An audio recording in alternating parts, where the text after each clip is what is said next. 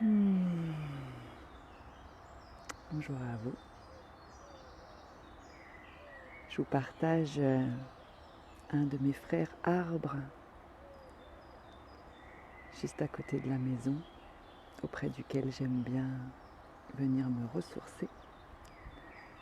Et c'est ici que mes pas m'ont mené pour ce petit partage qui semble s'inviter le jeudi, donc ça sera peut-être les jeudis de Virginie.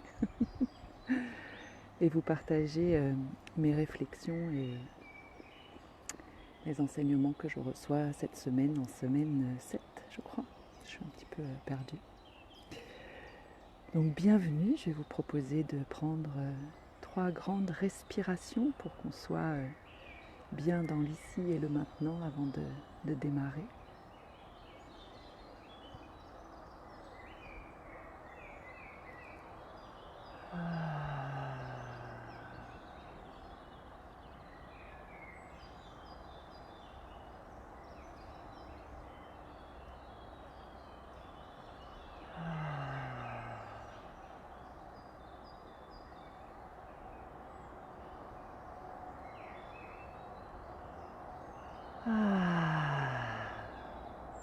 J'espère que vous allez bien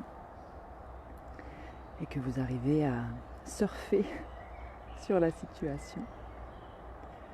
J'ai trouvé ça intéressant cette semaine de sentir à l'intérieur de moi une forme de tension entre la partie qui se dit on est encore confiné, hein, il reste encore 3-4 semaines, donc il va falloir accueillir ce confinement et tenir jusqu'au 11 mai.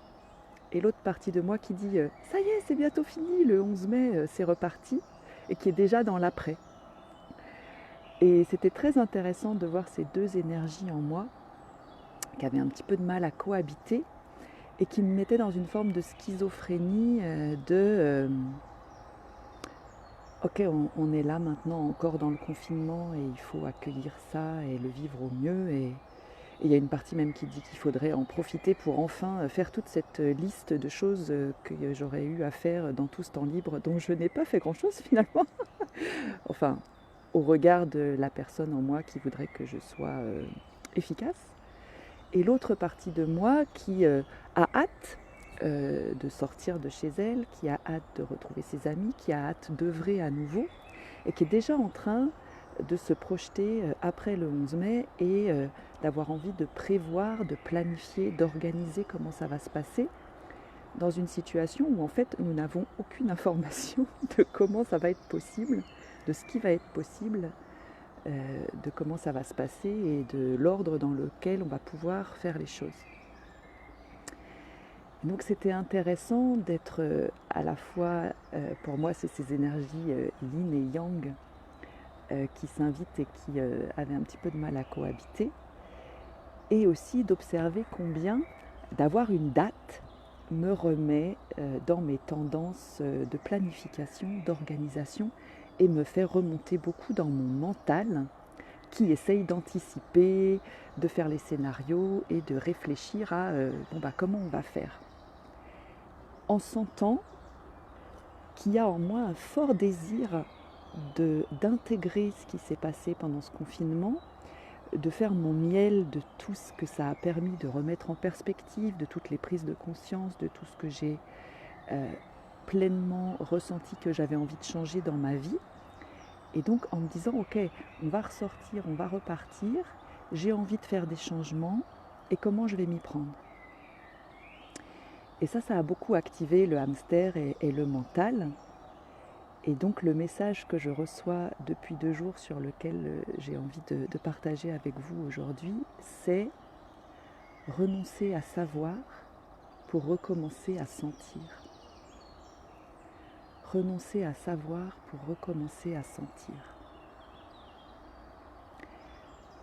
C'est important pour moi, et je pense pour nous tous, de reconnaître qu'aujourd'hui on ne sait rien.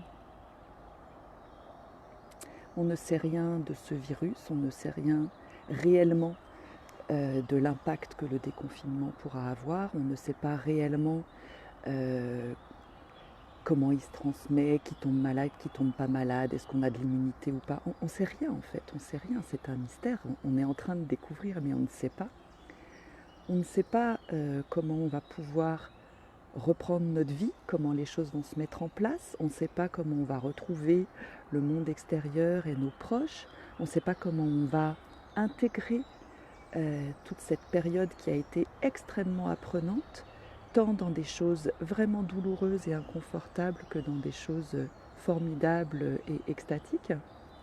On ne sait pas comment on va réorganiser notre vie, on ne sait pas pour certains comment on va pouvoir retrouver un certain nombre de libertés, de l'autonomie, on ne sait rien. Et c'est dur pour nous, êtres humains, en particulier occidentaux, extrêmement élevés dans le mental, d'accepter qu'on ne sait rien. Et de renoncer à élaborer des plans, des stratégies, des scénarios pour avoir quelque chose à quoi se raccrocher. Par contre, ce que je sais pour le coup, c'est que mon corps sait parce qu'il sent. Mon corps sait à tout moment, dans mes sensations, dans mes ressentis, dans le sentir, quand j'ai besoin de manger, quand j'ai besoin de dormir, quand j'ai besoin de me reposer, quand j'ai peur, quand j'aime, quand je dis oui à l'intérieur, quand je dis non à l'intérieur, quand j'ai besoin d'évacuer. Mon corps sait toujours exactement de quoi j'ai besoin pour trouver mon chemin. Mais il le sait pas d'une manière rationnelle, élaborée, descriptive, explicative, il le sait de façon sensitive et extrêmement intuitive et organique. Et moi j'entends qu'il y a une réelle invitation à revenir dans cette intelligence-là et à nous reconnecter avec notre boussole intérieure. Cette boussole intérieure qu'on voit très fort chez les animaux, où ils savent toujours trouver leur chemin, ils savent toujours répondre à leurs besoins, trouver de l'eau, trouver du gibier, où ils sont tellement en prise avec le vivant, ils sont tellement en prise avec leurs sensations, avec leur corps, que tout est fluide et qui suivent toujours le vivant et donc qui trouvent toujours leur chemin. Et on le voit encore beaucoup chez les petits-enfants, avant qu'ils soient domestiqués, qui savent à tout moment exactement ce dont ils ont besoin, où il n'y a pas de barrière entre eux et la nature, entre eux et un animal, entre eux et un autre être humain qu'ils ne jugent absolument pas. Ils le sentent par contre, certains les attirent et d'autres moins, où ils vont pouvoir parler avec une fleur, un arbre, un être soi-disant imaginaire et invisible. Les enfants ont ce sentir qui leur permet de trouver leur boussole, et les peuples premiers qui sont restés extrêmement connectés à la nature, et je pense en particulier aux peuples aborigènes en Australie et à tous ceux qui vivent en Amazonie, qui savent trouver leur chemin, qui savent trouver des sources d'eau, qui savent trouver le gibier, qui savent recevoir des messages juste par le sentir, juste parce qu'ils sont tellement connectés avec leur terre-mère, qui suivent leurs sensations, ils suivent leurs ressentis et ils trouvent toujours leur chemin. Et donc cette semaine, l'invitation que je reçois et que je vous partage, c'est renoncer à savoir pour recommencer à sentir. Et pour ça, il me semble important de commencer à faire un constat qui peut être assez douloureux et dérangeant, de regarder tous les espaces dans ma vie, dans nos vies, où on nous a appris à nous couper du sentir, à nous couper de nos ressentis, que ce soit nos ressentis corporels, nos ressentis émotionnels. Je trouve ça assez fascinant d'observer notre société où notre cerveau et notre intelligence intellectuelle a été glorifiée et où tout le reste est, à mon sens, et encore une fois je vous partage juste ma vision des choses, mon ressenti, et vous prenez ce qui est bon pour vous, laissez le reste. On méprise grandement le corps et les émotions. Et on est élevé dans un rêve, une histoire, où écouter notre corps et écouter nos émotions serait dangereux, voire complètement fou. Je vous invite à remarquer à quel point, quand vous ressentez une émotion que vous n'arrivez pas à expliquer, cette émotion peut être balayée d'un revers de main parce que si vous ne pouvez pas la justifier, elle n'a pas lieu d'être.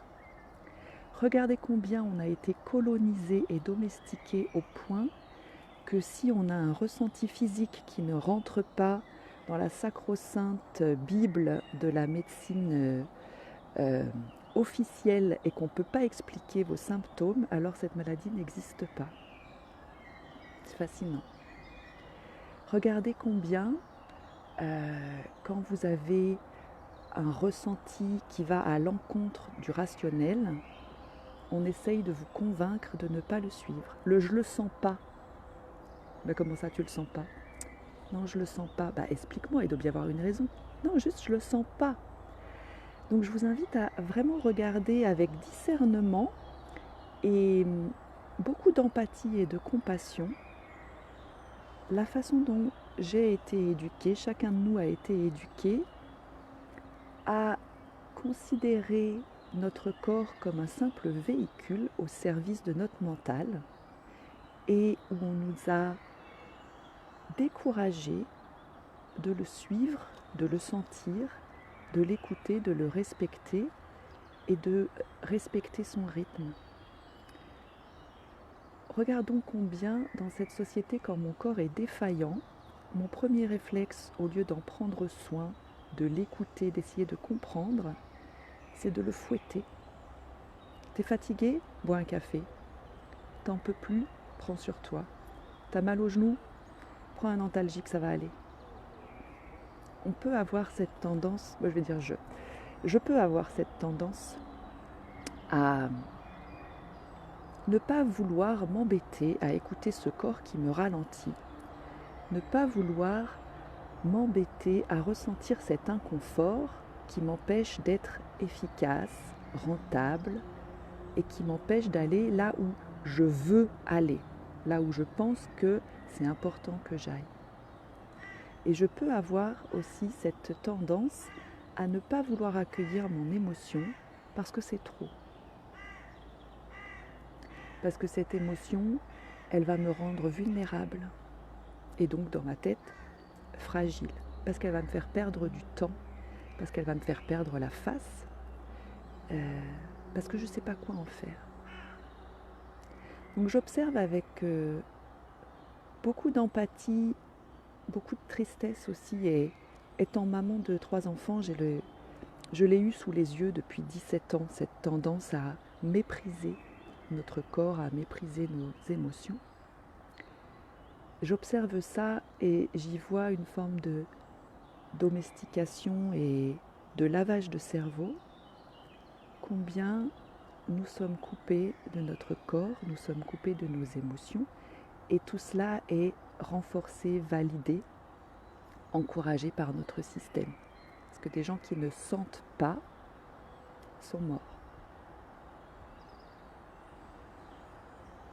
et sont manipulables facilement.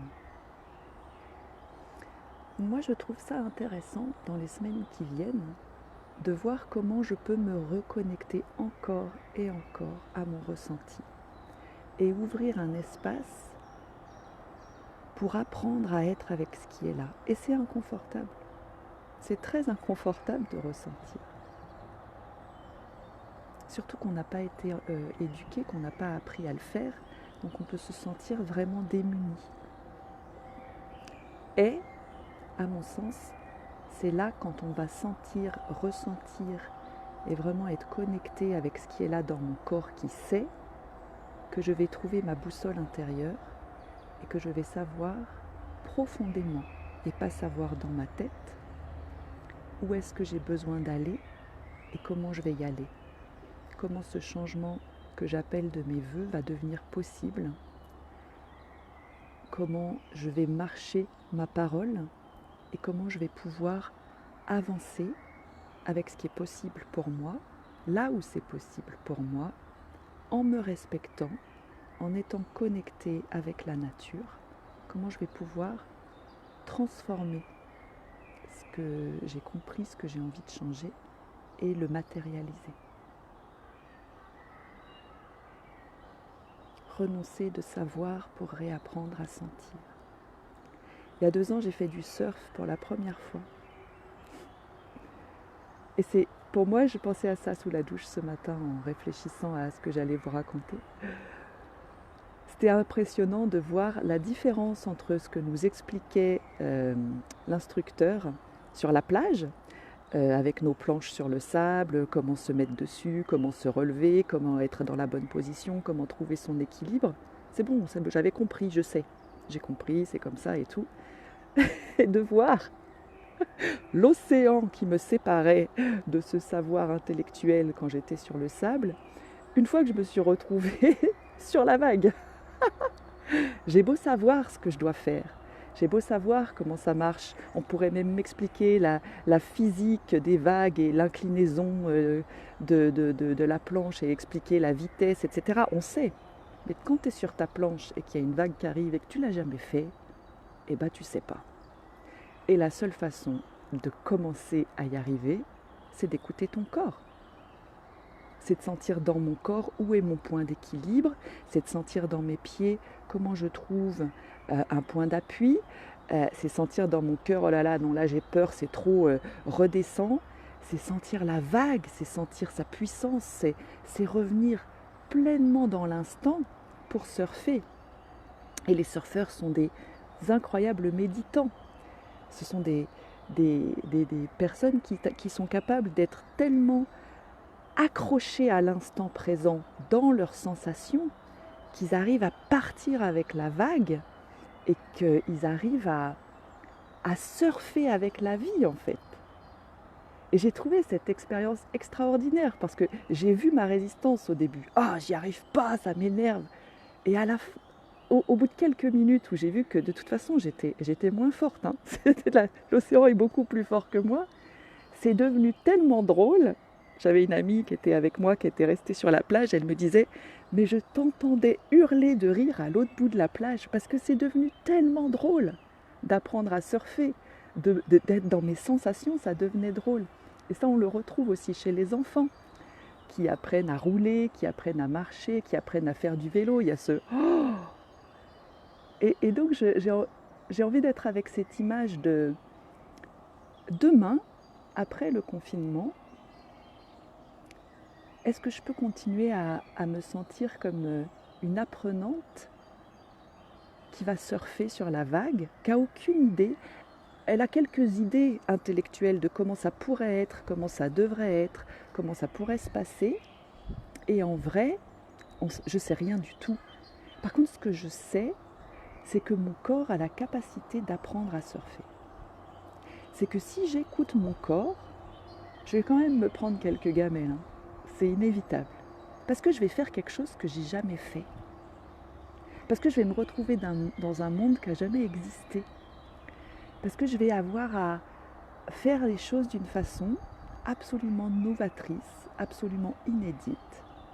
Et donc il va bien falloir que j'écoute mon corps pour apprendre à surfer et que je reste vraiment dans mon sentir, dans mon ressenti corporel, dans mon ressenti émotionnel, pour retrouver ma boussole intérieure et sentir à chaque moment, je le sens ou je le sens pas, c'est oui ou c'est non. Avec beaucoup d'humilité, parce que mon corps sait toujours, mais parfois j'interprète mal. Donc c'est une histoire d'amour à développer encore plus avec nos ressentis. Une histoire d'amour où parfois on est totalement sur la même longueur d'onde, on se comprend bien, on n'a même pas besoin de se parler, tout est évident. Et puis, comme dans les histoires d'amour, parfois il y a des malentendus, parfois on interprète à l'envers et ça crée de la tension. Parfois, on n'a plus envie de se faire confiance. Parfois, on a de la colère parce qu'on a l'impression d'avoir été trahi ou ralenti ou pas soutenu. Mais comme dans toutes les histoires d'amour, on peut se réconcilier et on peut apprendre à voir l'endroit où ça m'a touché, l'endroit où ça t'a touché, où c'était douloureux, que j'ai besoin d'aller cajoler, que j'ai besoin d'aller réconforter. Et on peut se redonner une chance. renoncer à savoir pour recommencer à sentir. Je sens que ça va pouvoir devenir un thème récurrent. Et ce qui me vient là, c'est que comme c'est très inconfortable de recommencer à sentir, je vous encourage à aller chercher aussi au quotidien tout ce qui vous soutient, tout ce qui vous ancre, tout ce qui peut vous permettre de rester stable, de revenir dans le corps apaisé, de revenir dans la confiance, de revenir à la maison, de revenir dans cet instant, dans ce corps où en fait il n'y a aucun problème. Tout se passe bien, tout se met en place exactement comme j'en ai besoin. Tout fonctionne à merveille pour que je sois en santé, à l'équilibre.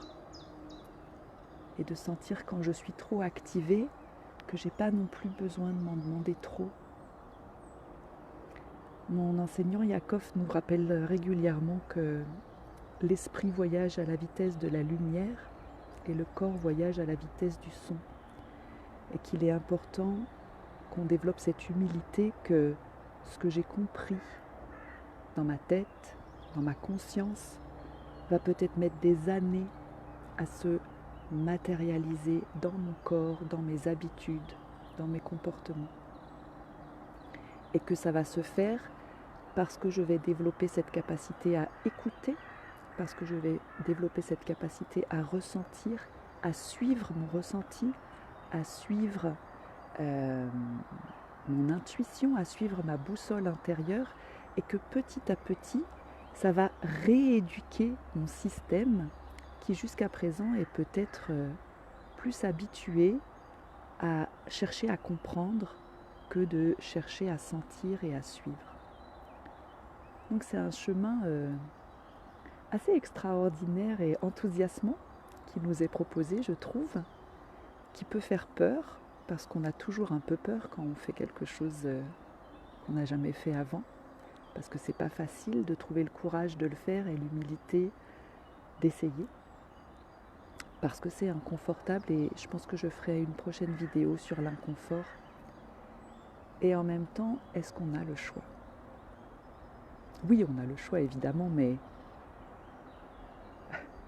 quel autre choix serait plus vertueux que d'accepter encore et encore d'embrasser cette condition humaine où on a été câblé parfaitement pour faire face à notre vie humaine, où tout est là dans nos capteurs sensoriels, dans l'intelligence du corps, dans l'intelligence des émotions, tout est au service de notre vie, tout est au service pour nous montrer la bonne direction, pour nous aider à prendre les bonnes décisions quand on écoute, pour trouver notre chemin, parce qu'on est soutenu par la vie en permanence. La vie nous aime tellement, tellement. Et donc, de suivre ce chemin-là et de reconnaître que je suis câblée pour ça, que tout est là, tout est au service de ma vie, de ma prise de décision, quel soulagement! La seule chose qui m'est demandée, qui n'est pas une petite chose, c'est d'apprendre ce langage, d'accepter d'apprendre une nouvelle langue, d'accepter de me baser sur des critères auxquels je n'ai pas l'habitude. Au lieu d'avoir un critère intellectuellement rationnel, avec des pour, des contre, tout ce que j'appelle le fonctionnement, la réflexion tableau Excel, qui fait de nous des robots, hein, parce qu'un tableau Excel, c'est sans fin. Et c'est très compliqué dans un tableau Excel de mettre des variables. Enfin, je suis sûre qu'il y a des logiciels qui existent pour ça. Mais un tableau Excel ne me dira jamais si je t'aime ou pas, si je suis amoureuse de toi ou pas, si j'ai besoin de vivre à la mer ou à la campagne, ou en ville pour le coup. Pour moi, c'est plutôt dans la nature. Toutes ces réflexions intellectuelles ne m'aideront jamais à sentir ce qui est bon pour moi. Ça peut m'aider, bien sûr, quand c'est au service. Mais on vit dans un pays où le mental est devenu notre maître et où c'est comme s'il doit donner son blanc-seing pour toutes nos décisions. Or, c'est pas là que la décision se fait. Pour moi, en tout cas, c'est dans l'autre sens. C'est « Ah, ok, je sens que je t'aime. Ok, bah, alors si on veut être ensemble, il va y avoir des choix à faire et des décisions à prendre et peut-être de la logistique à organiser. Ok, tableau Excel. Ah, j'ai envie de déménager auprès de la forêt. Ah, c'est vraiment important pour moi de vivre auprès des arbres. Ok, comment on s'y prend? Et tableau Excel, au service. Au service.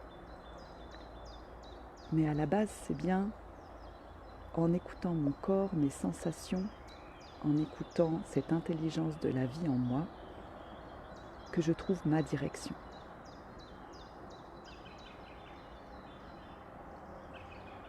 Voilà, je pense que j'ai assez parlé pour aujourd'hui. Je reviendrai sur ce thème, je sens que ce sera intéressant d'aborder le voyage extraordinaire et en même temps plein de challenges et d'inconfort que ça peut être de revenir à la maison, de revenir dans le corps. Mais bon, comme c'est ma spécialité, que je fais ça depuis des années avec la danse, avec le tantra, avec la méditation, j'ai un peu d'expérience et puis il y a quelques centaines de personnes que j'ai accompagnées qui ont montré que c'était un beau chemin et qui me permettront de partager avec vous des cas très, des exemples très concrets de ma vie à moi et de personnes que j'ai accompagnées.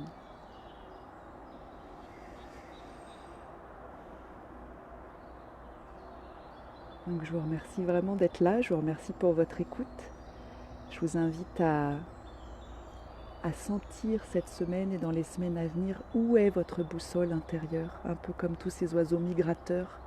Ils ont à l'intérieur d'eux quelque chose qui leur dit à quel moment il faut partir, dans quelle direction il faut aller et qui trouvent leur chemin juste en suivant cette boussole intérieure. Je vous souhaite de prendre bien soin de vous. Merci pour tous nos partages. N'oubliez pas de respirer. N'oubliez pas de prendre soin de votre corps. Je vous invite vraiment à marcher pieds nus dans l'herbe si c'est possible. C'est la meilleure médecine du monde. Si vous avez la chance d'avoir un bel arbre à proximité, demandez-lui du soutien. Et demandez du soutien à chaque fois que vous en avez besoin. Et donnez-le à chaque fois que c'est possible aussi. Prenez soin de vous, je vous embrasse. Je vous dis à jeudi prochain probablement, puisqu'il semblerait que ce soit le jour où j'ai envie de partager ma semaine. Merci pour vos commentaires, merci pour vos partages et à très bientôt.